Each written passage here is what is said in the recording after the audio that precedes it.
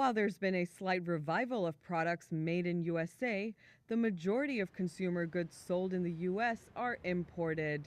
Now, a new company called Shinola is looking to go against the tide. Shinola is a partnership between private equity fund Bedrock Manufacturing and Swiss watchmaker Ronda. Last year, Shinola set up operations in downtown Detroit, and they're making a range of watches and bicycles that proudly say "Built in Detroit."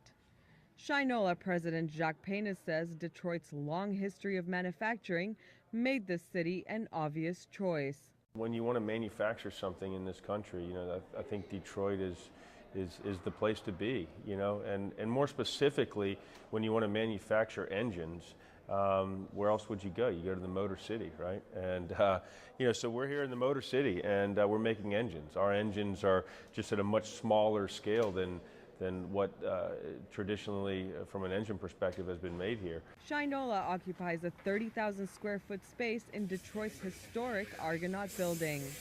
There, Shinola's employees are using tiny screwdrivers and tweezers to assemble watches. The company expects to sell 45,000 watches and 1,000 bicycles by the end of the year. Watches are big business. According to Citigroup, the global watch industry will make $60 billion in sales this year.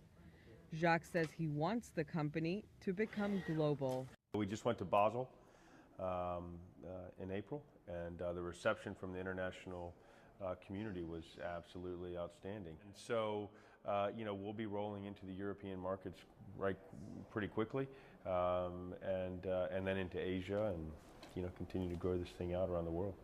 The city of Detroit knows a thing or two about manufacturing, and Shinola hopes to make Detroit the watchmaking capital of the U.S. The watchmaking industry in the U.S. hasn't been thriving for many decades, but for Shinola, it once again appears to be ticking.